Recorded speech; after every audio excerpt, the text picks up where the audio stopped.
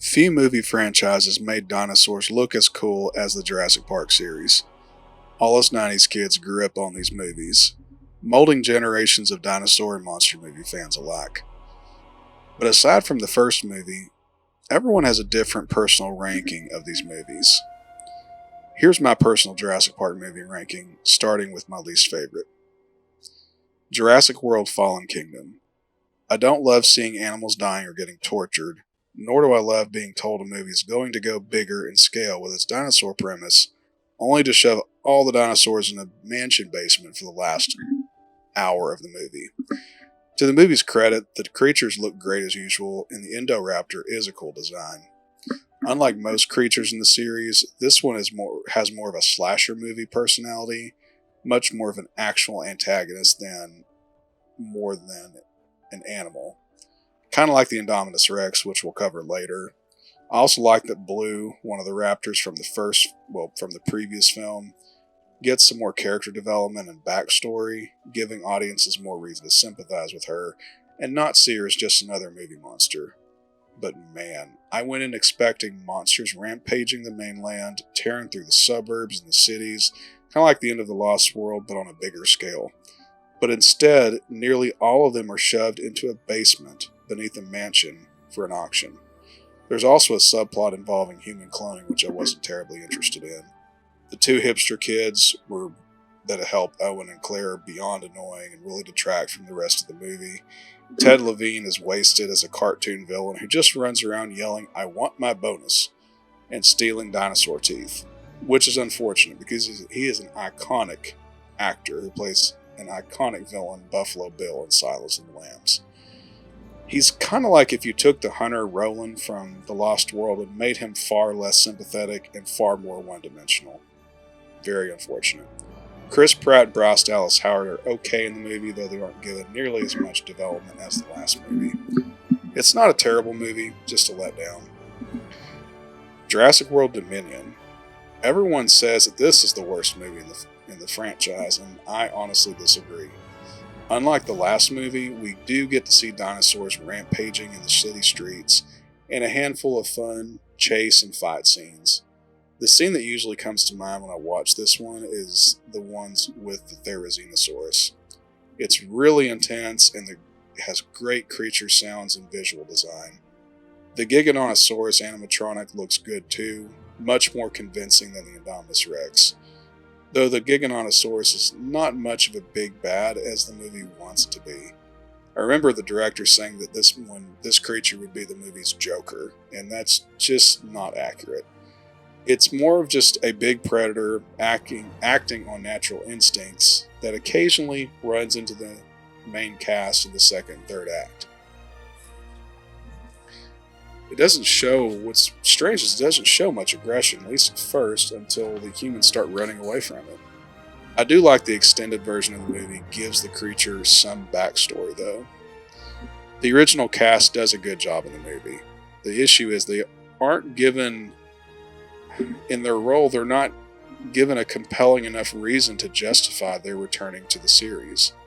I was hoping the new cast and the old cast would be at odds with each other, with Dr. Grant and Dr. Malcolm seeking to destroy the dinosaurs and Owen and Claire trying to save them.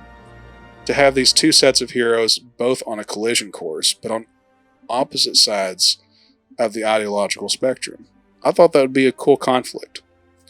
Remember that in Fallen Kingdom, Claire and Owen are trying to save the creatures from the volcanic eruption and later from the auctioneers. Meanwhile, Dr. Malcolm is telling Congress to let the creatures die on the island, to let nature take its course.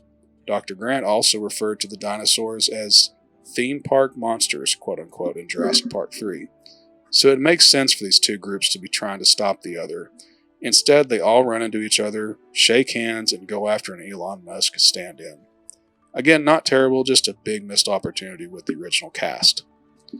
Jurassic Park 3. This is the first Jurassic Park I saw in the theater, since I was too young for the first two.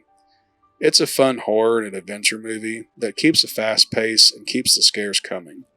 The Spinosaurus is a vicious creature, always stalking and chasing the heroes through the whole movie. It's not necessarily malevolent like the genetic hybrids in the Jurassic World movies, but as a predator, it is very aggressive and tenacious. Though I don't love that it is depicted as stronger than a T-Rex, and the Rex never got to even the score later in the movie after the first fight.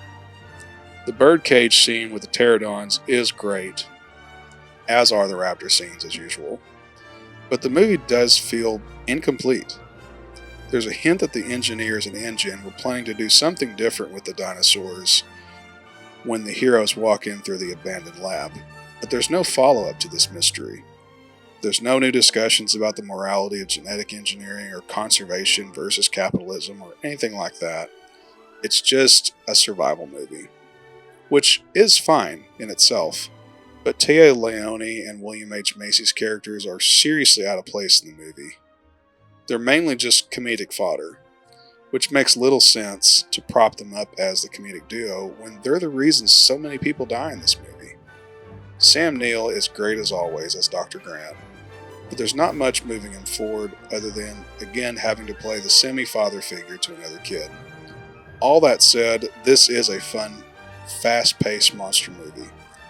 It's fun, if a bit inconsequential. The first Jurassic World.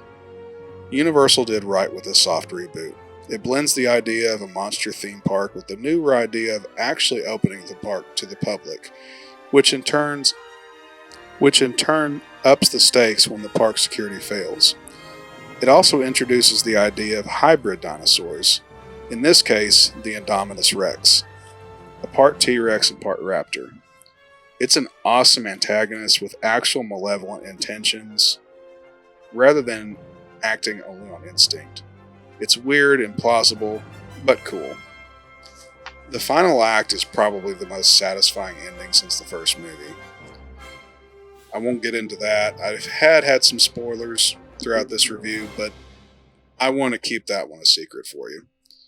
Chris Pratt and Bryce Howard are fine in the movie, though Vincent D'Onofrio is another, sorry if I butchered your name, sir, is another goofy cartoon villain. The Lost World. The only other Jurassic Park movie directed by Steven Spielberg, giving it a similar tone and visual aesthetic with the first movie. There's lots of discussion about conservation versus capitalism, and most of the characters are better written than in future sequels. Malcolm is more subdued this time, which disappointed a lot of Goldblum fans, but in the story it makes sense that he's a little different, considering the trauma he went through in the first film. Vince Vaughn and Julianne Moore are fine as secondary characters, but the one that steals the show is Pete Postlethwaite as the leader of the InGen mercenaries, Roland Tembo. He starts off as just being another hunter trying to hunt big game, but as the casualties ramps up, he regrets getting involved in the expedition. He seems like a spiritual successor to Robert Muldoon from the first movie. He works for the company, has reservations though that unravel into downright regret as the film progresses. There's several great suspenseful scenes, including the trailer going over the cliff, the raptors in the tall grass, and the Rex rampaging through San Diego. Overall, it's a good movie, even though the San Diego rampage scene feels a little tacked on, a little disjointed from the rest of the movie. And it feels a bit long. Jurassic World Rebirth. After the complicated corporate espionage, kidnapping, and human cloning from the last two movies, it was time to wipe the slate clean with a simpler jungle action-adventure story with a little dose of horror and suspense. It has the better elements of Jurassic Park 3, such as being fast-paced and being mostly a standalone island adventure. But the majority of the cast are more likable, unlike JP3, and the movie plot is more focused. The heroes are on the island to collect DNA for medical research, and terrifying dinosaurs confront them at every corner. Pretty simple. Its tone is also darker than the last three movies. There's a little more gore, and we get to focus on fewer people in the story, so when someone dies, it feels like it leaves more of an impact than just having another random security guy or a civilian getting taken out. Good performances from Scarlett Johansson, Jonathan Bailey, and Mahershala Ali. The kids surprisingly weren't that bad either. Great scenes involving a river chase and an ocean attack serve as cool throwbacks to Jaws. The mutant dinosaur was okay, although I think the plot wouldn't have suffered if it wasn't included. At least it wasn't another raptor hybrid, though. Few Jurassic Park sequels made me feel this tense, and I loved it. I think we all knew what the last one and the best one would be. Jurassic Park. Was there any question this would be my favorite? Besides Star Wars, Godzilla, and Indiana Jones, few movies captured my imagination more than the first movie. It's the ultimate 90s sci-fi movie. It recaptured the world's fascination with dinosaurs unlike any movie since Ray Harryhausen's classic monster movies. It gave us likable, iconic characters like Dr. Grant and Dr. Malcolm. It seamlessly mixes animatronics with near-perfect and groundbreaking at the time CGI. It also gave us the most iconic movie dinosaurs of all time, the T-Rex and the Velociraptors, which are the best of the creature antagonists in the franchise. God, the kitchen scene and the Rex paddock breakout scene test my nerves every time, no matter how many times I've seen it.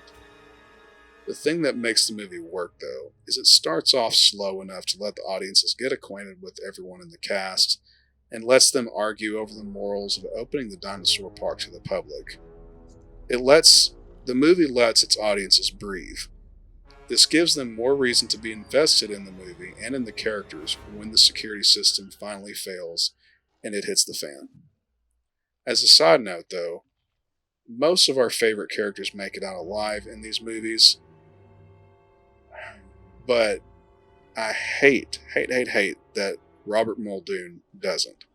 He's one of the few level-headed park employees, and he's smart enough to know that the raptors will eventually cause havoc, one way or another.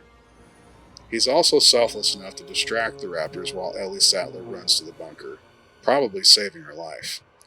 He also jumped in when the park employee gets dragged in by the raptor at the beginning of the movie. But in a way, his death in the movie helps the movie. I guess because it raises the stakes for audiences by showing us that anyone in the cast is at risk of being taken out by the dinosaurs. It's not just the bad guys, cartoon villains getting taken out. Anybody and everybody's at risk. John Williams once again elevates Spielberg's already superb filmmaking with a majestic, epic score. Spielberg, speaking of which, is at one of his best as a filmmaker and director. He perfectly mixes whimsy with horror and suspense, which you'd think would make the movie a tonal mess, but it blends together seamlessly. I highly recommend this one if you haven't seen it yet. And I apologize for the spoilers if you haven't. Sorry. Hope you guys have enjoyed my list, and feel free to share your own personal ranking of the Jurassic Park and Jurassic World movies. Thanks for watching, and be sure to subscribe to Planet Sci-Fi.